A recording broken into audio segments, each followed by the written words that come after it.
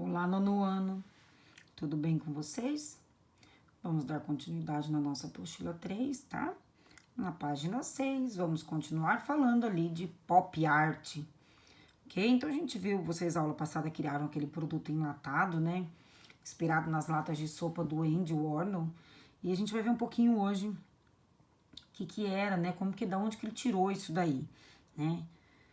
Nasce a indústria da cultura, a indústria no final do século XIX, começam a surgir invenções como a fotografia, o gramofone, né? E todo mundo começou a conhecer algumas reproduções de imagem, sons, reprodução de música. E, por consequência, essas invenções tiveram algumas consequências, né? Então, a gente vai ver isso como produtos culturais que até então eram únicos e que normalmente tinham que ser apreciados ao vivo, agora passaram a ser reproduzíveis. Então, quando você algo estranho pra gente, mas para ouvir uma música naquela época, você ouvia o artista ao vivo, demorou-se muito tempo para que a rádio, né, pudesse reproduzir isso daí.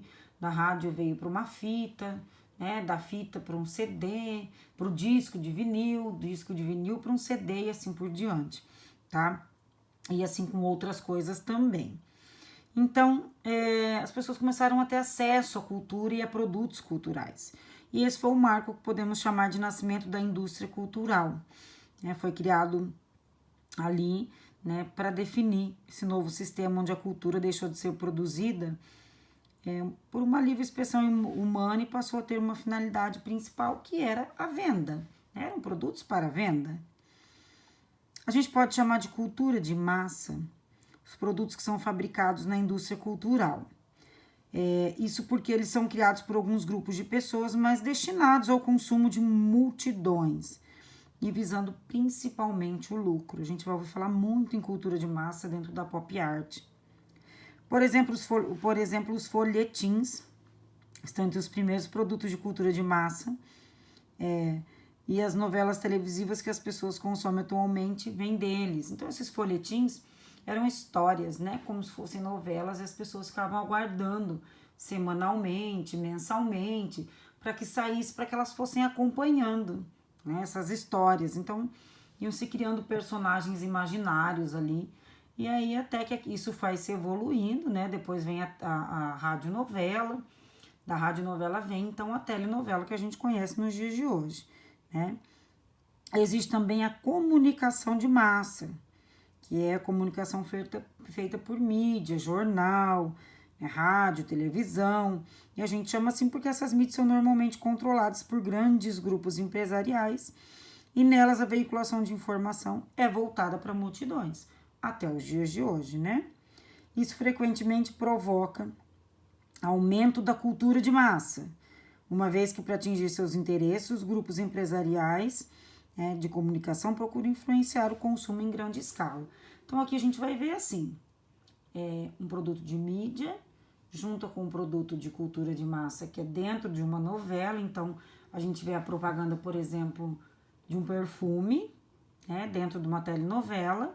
Então junta comunicação de massa com cultura de massa e aquele perfume passa a ser super vendido porque uma artista da novela, um personagem, utiliza.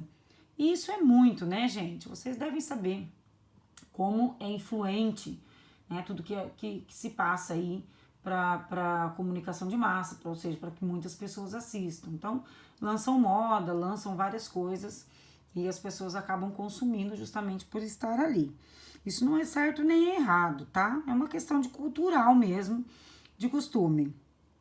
Embaixo está escrito ali, né, que já falamos de telenovela, na troca de ideias, que são produtos de cultura de massa, se a gente conhece algum outro.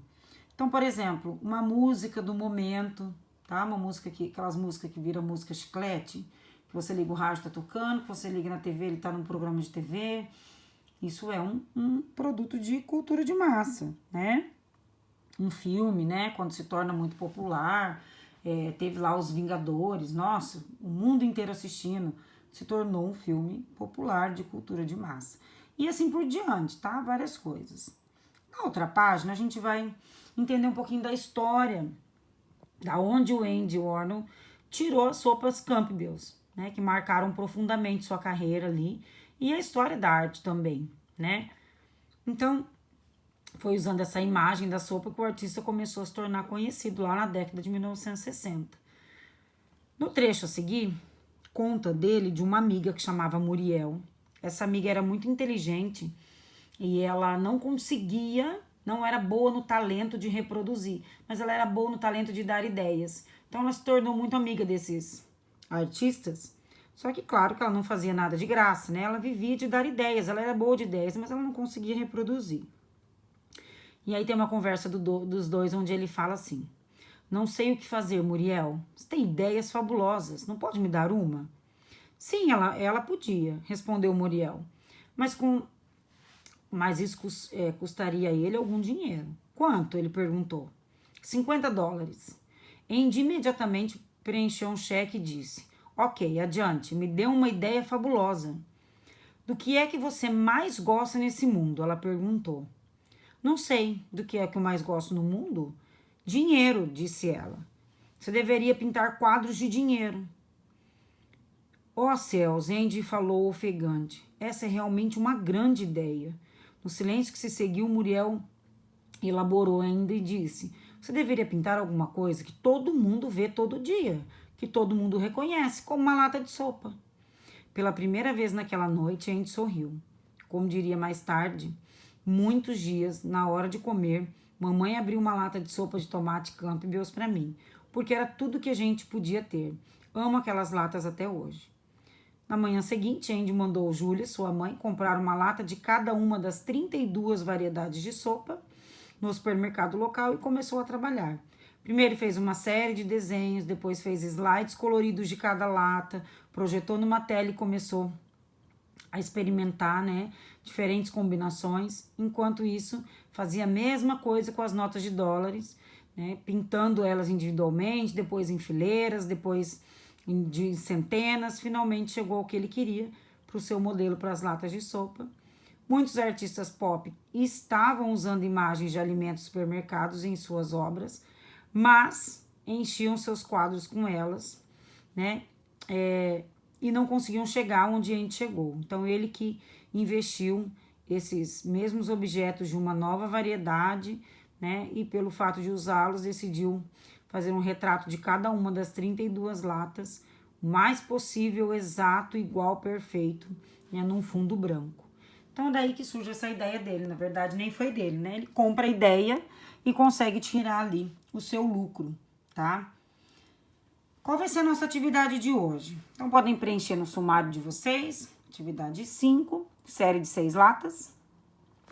Vão lá no material de apoio da apostila, tá? Vocês vão achar essa folhinha aqui. Deixa eu mostrar pra vocês. Ó, essa daqui, tá? Onde vão ter 6 quadradinhos. E eu quero que vocês escolham só uma dessas opções que tem aí para reproduzir uma série de 6 desenhos iguais. Desenhar e pintar nas mesmas cores. Vou dar um prazo um pouquinho maior para vocês entregarem essa atividade até na terça da semana que vem, tá? Eu coloquei várias opções de produtos enlatados aí. Podem escolher. Se vocês forem pesquisar e encontrarem um outro, que seja, por exemplo, uma latinha de Coca-Cola diferente, uma lata de milho diferente, não tem problema. Mas vamos se basear nos que tem aqui, tá? Tem muitos exemplos aí, dá pra tirar. Dicas. Na hora que vocês começarem a desenhar, como que a gente faz um produto em série, tá?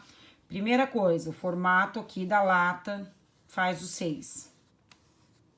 Depois eu vou voltar escrevendo Nescau. Escrevo Nescau, Nescau, Nescau, Nescau, tá? Porque o cérebro daí aprende a gente continuar fazendo igual. Se fizer um por um, não vai sair tão parecido como tem que ficar, certo? Então, podem escolher um desses daí, pesquisem de uma outra forma, se vocês quiserem.